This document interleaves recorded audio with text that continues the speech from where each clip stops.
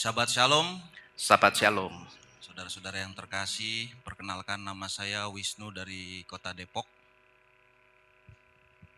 Saya Natalia. Saya Petra. Dan saya Andreas. Saya akan memberikan kesaksian perjalanan kami. Kenapa sih kita bisa semua sekeluarga sampai beriman kepada Bapa Yahweh dan Yesua Masiah. Awalnya kami, terutama saya, tahun 2015 itu saya membuka channel YouTube. Di situ terbuka channel YouTube Pak Lukas Sutrisno. Dan di video itu tentang bumi datar. Di situ saya mulai mendengar nama Yahweh. Tapi buat saya nama Yahweh nggak begitu asing. Karena di iman lama kami di Katolik ada sebuah pujian yang nadanya seperti ini. Bahagiaku terikat pada Yahweh. Cuman entah kenapa lagu itu menghilang semakin saya dewasa gitu kan. Jadi nama Yahweh itu buat saya nggak asing. Terus berlanjut, saya tetap beriman lama dan kita tetap sekeluarga tuh. Kita punya kebiasaan itu. Setiap tahun itu kita di salah satu lembah di Jawa Barat dekat daerah Puncak. Itu ada suatu pertapaan. Di sana itu ada biarawan, biarawati, bahkan ada penyembuhan, doa penyembuhan dan juga retret. Itu biasanya kita retret tuh dari hari Kamis, entah Jumat, kadang mulai Jumat atau Kamis gitu. Kita udah rutinitas itu setiap tahun pokoknya punya kaul. Harus retret, wajib apapun temanya kita ikut. Tahun demi tahun kita ikut. Di dalam perjalanan itu saya juga kehidupan kita nggak mulus-mulus aja. Banyak peristiwa yang waduh luar biasa. Kehidupan saya hancur secara ekonomi. Mental saya hancur. Karena waktu itu apa? Saya sering sakit. Sakitnya apa? Sering sakit kaki saya. Jadi hampir sebulan itu mungkin orang bilang saya asam urat. Tapi ketika saya ke dokter, dokter bilang apa? Normal Pak. Waduh, saya pikir sakit apa gitu kan. Terus kebetulan juga waktu itu kita sekeluarga tuh kenal pendoa lah. Kita juga bergabung di sana. Jadi kalau ada orang sakit kita doakan rumah gitu. Saya didoakan. Setiap sakit didoakan sembuh. Jadi sebulan saya udah kayak kita ke dokter gitu. Kalau sakit saya datang ke sana didoain sembuh gitu. Begitu setiap tahun saya. Terus dalam perjalanan juga saya mendengar khotbah Pak Lukas itu mulai sensitif. Jadi saya doa tuh campur-campur ya, Yahweh gitu, Allah Bapa, Yesus. Tapi ketika perjalanan khotbah Pak Lukas saya dengar itu ada sesuatu yang bikin saya stop dengar. Yesus disamakan dengan Yesus tidak sama dengan Yesua. Saya di situ mulai komplain, loh. Kayaknya selama ini Yesus itu nyembuhin saya sakit. Saya bisa jalan lagi gitu. Saya bingung gitu kan. Saya stop, saya nggak tonton lagi videonya. Saya stop. Tapi tahun 2021 saya mulai buka lagi. Cuman nonton iseng aja lah. Siapa tahu ada hukum loa, biasanya kayak gitu-gitu saya kesaksian seneng gitu kan. Yang bagus-bagus. Dan 2021 itu kita mulai, itulah peristiwa kita terakhir retret. Di sana saya mulai ada suatu khotbah dari Matius 6 ayat 33, cari dahulu kerajaan Tuhan dan kebenarannya. Itu yang saya beda kali itu dengar saya. Tapi ternyata istri saya mengalami situasi yang beda ketika hari Minggu itu kita ibadah. Sharing. Mengalami apa? Biar lanjut. Pada saat pada saat kita kan biasa kalau di Lembah Karmel itu kita biasa kayak setiap minggu kedua dan seminggu keempat itu suka ada penyembuhan. Nah di saat itu adorasi lah sebutnya. Saya pada saat berdoa saya sempat melihat cahaya putih dan saya mengenalnya itu masih Yesus ya. Yesus coba berkata, datanglah kepadaku, segala bebanmu akan kuangkat. Pada saat itu, saya cuma bisa menangis. Hari berhari berlalu. Tapi kok masih ada aja beban. Kayak gak lepas. Ya semuanya itu baru saya bisa rasakan sekarang. Kalau kita mengandalkan Bapak Yahweh, semuanya kita mengandalkan Bapak Yahweh, semua beban itu sudah dipikul sama Bapak Yahweh. Saya merasakan benar-benar saat ini kalau kita mengandalkan Bapak Yahweh, segala masalah apapun itu, sebesar apapun akan bisa kita lalui.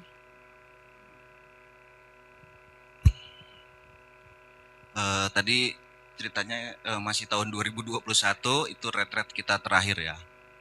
Nah dalam perjalanan itu kita tetap tuh doa rosario bersama keluarga. Kita setiap malam gitu, bahkan doa puasa gitu. Peristiwa berlanjut sampai di bulan Februari tahun 2022. Ketika saya pagi, waktu itu saya udah nggak kerja, jadi di rumah itu kosong. Kebiasaan apa saya? Selalu rosario. Saya ingat waktu itu jam 8, saya doa rosario itu. Saya kaget gitu kan. Kok rumah saya berbeda gitu kan, seperti saya dibawa ke alam yang lain gitu. Saya ngeliat kok ada suatu sosok di depan itu di kursi besar gitu kan.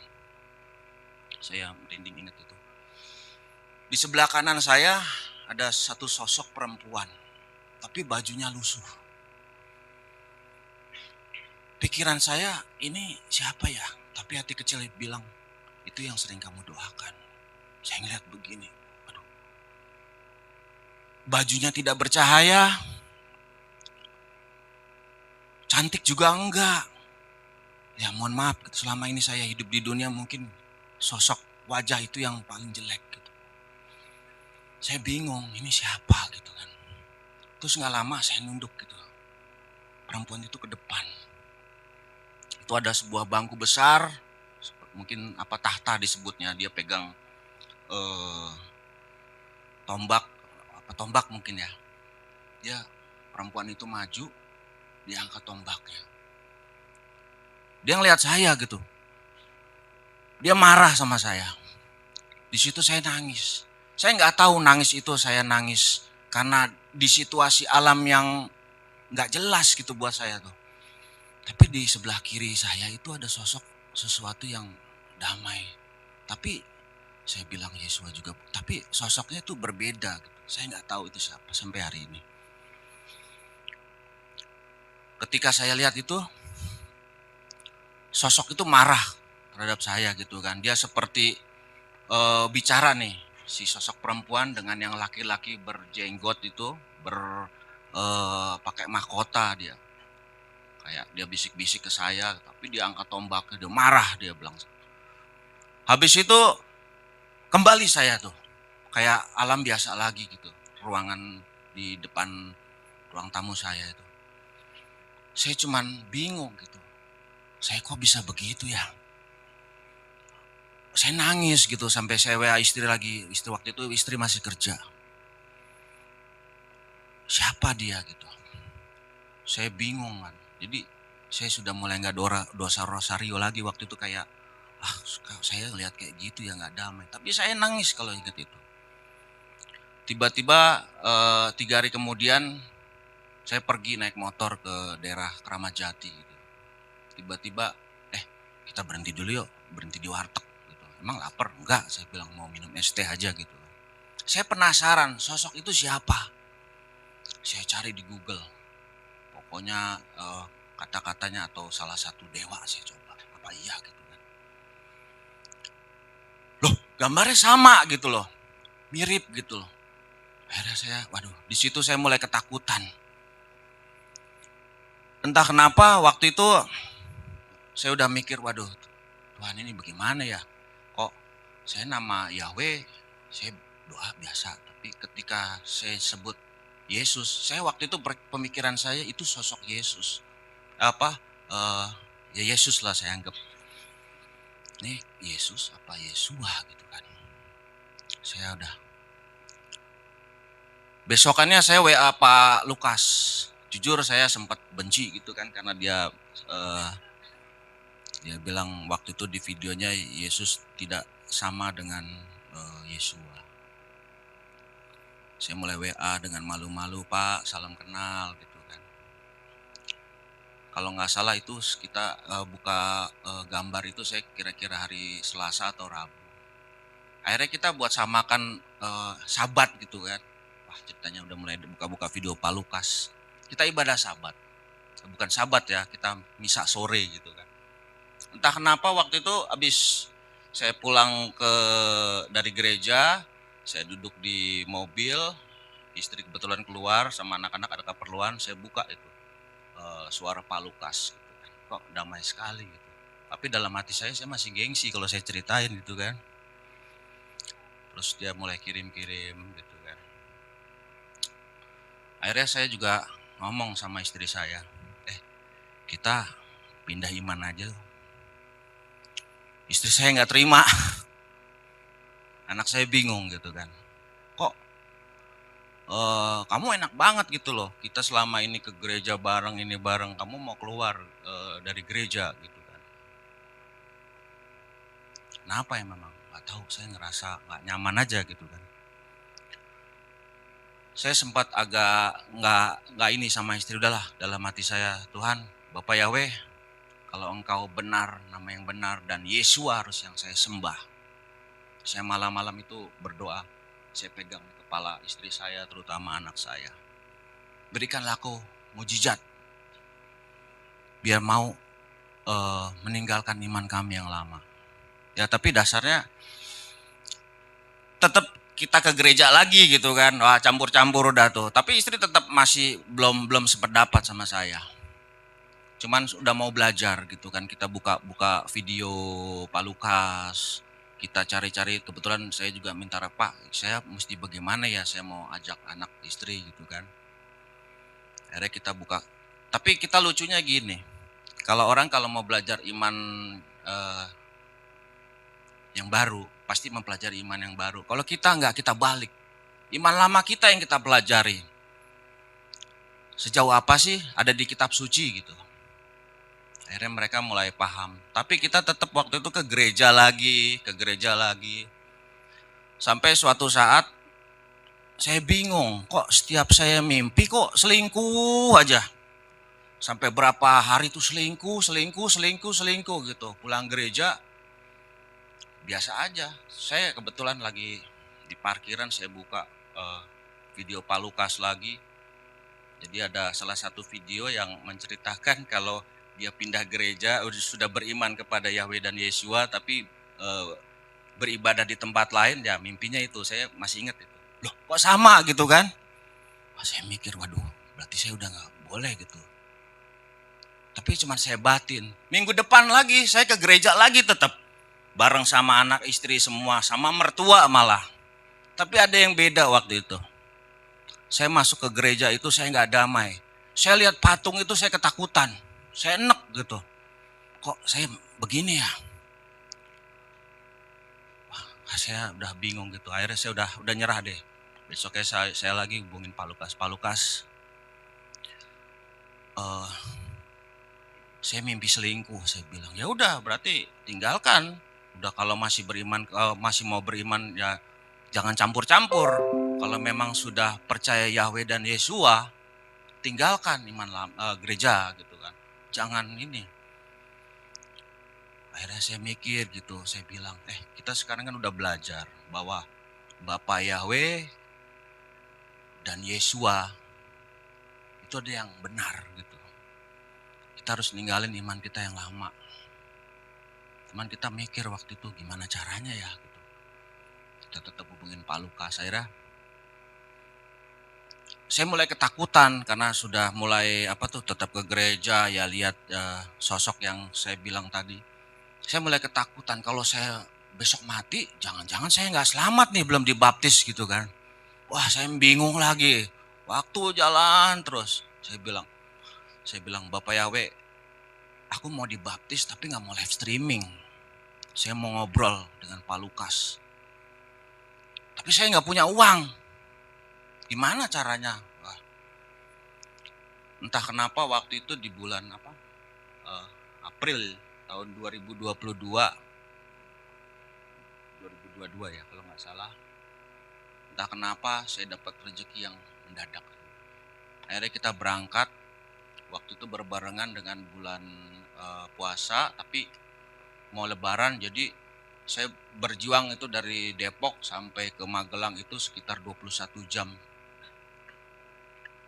Yang aneh lagi, saya udah di sana tuh perjalanan udah bingung kan, waduh ini macet nih, saya udah putus asa. Saya di Cikampek, saya pulang aja deh habis ini.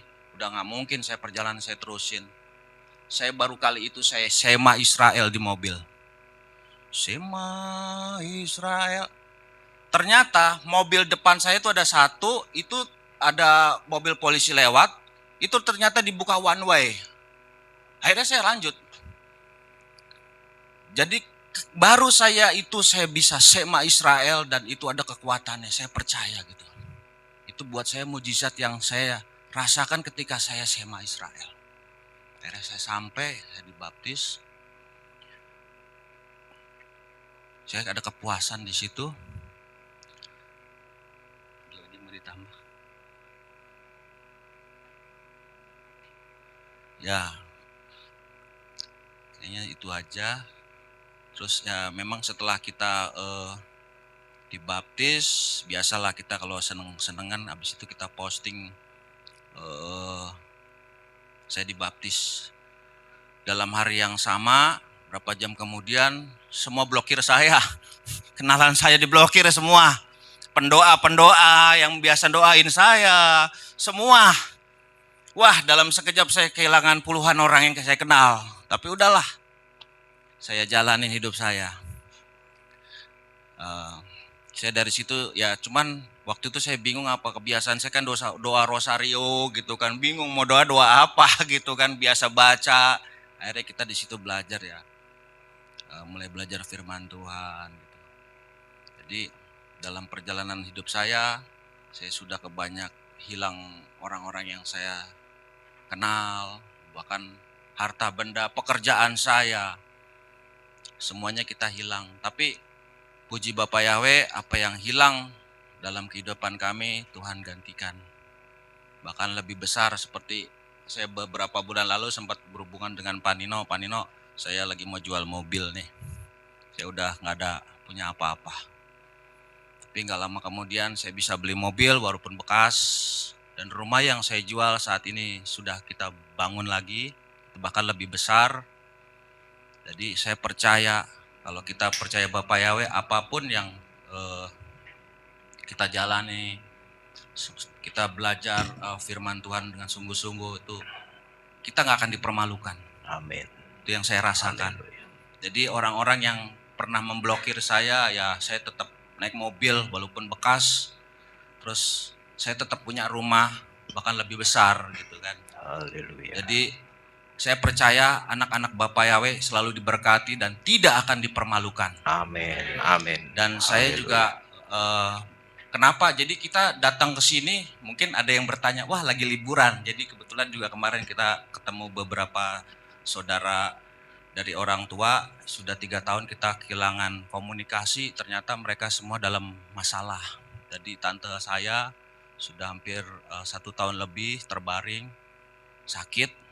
Terus ada lagi keponakan saya di rumah yang berbeda habis tabrakan. Jadi perjalanan ini kita bukan liburan. Jadi memang saya niat sekali untuk bersaksi atas kebaikan Bapak Yahweh. Dan saya juga sama Pak Nino juga sempat ngomong, Pak saya mau ke Semarang gitu. Dan kebetulan saya lagi bingung waktunya kapan yang tepat gitu. Dan dilala Pak Nino ngingetin gitu, wah Pak mungkin saya 2 minggu lagi, ternyata bukan 2 minggu, sebenarnya seminggu gitu. Terus saya bilang, ya Bapak Yahweh, kalau memang engkau berkehendak, biarlah semuanya aku sampai dengan di sana dengan tepat waktu. Dan kebetulan waktu itu anak masih ujian, terus Andreas ini sedang tes sekolah Akmil, juga Unhan. Jadi saya terus terang bingung gitu kan, waduh waktunya kapan yang tepat. Dan puji Bapak Yahweh, ternyata pengumumannya dipercepat, bukan tanggal 30 tapi tanggal 27 akhirnya kita bisa sampai sini. Itu aja sih, terima kasih. Ada yang mau ditambahkan? Oke, sekalian kita juga mau minta doanya dari jemaat Mawasaran. Tapi Pak Nino, kita nyampe di sini pun sekalian mengucap syukur Andreas tanggal 27 kemarin dinyatakan lulus tingkat daerah untuk melanjutkan pendidikan di tingkat pusat. Jadi dia masuk nanti asrama di tanggal 5 sampai tanggal 23 untuk tes pusat. Jika lanjut akan kedinasan di di Magelang ya. Kita mau minta bantuan doanya biar nanti seleksi tanggal 5 sampai tanggal 23 Unhan ini berjalan dengan lancar. Terima kasih. Ya, tadi mungkin saya sempat bicara kita bukan liburan, karena terus terang saya suami istri ini tiap hari libur. Kita tidak punya pekerjaan, tapi Bapak Yahweh selalu memberkati. Jadi kita tidak janji Bapak Yahweh itu nyata buat saya. Yang luar biasa lagi di dalam perjalanan kemarin ketika kita baru masuk tol Cikampek, istri saya ini dihubungin sama bos lamanya untuk bergabung lagi di pekerjaannya yang lama. Jadi saya percaya Bapak Yahweh itu tidak akan pernah mempermalukan dan selalu memperhatikan anak-anaknya.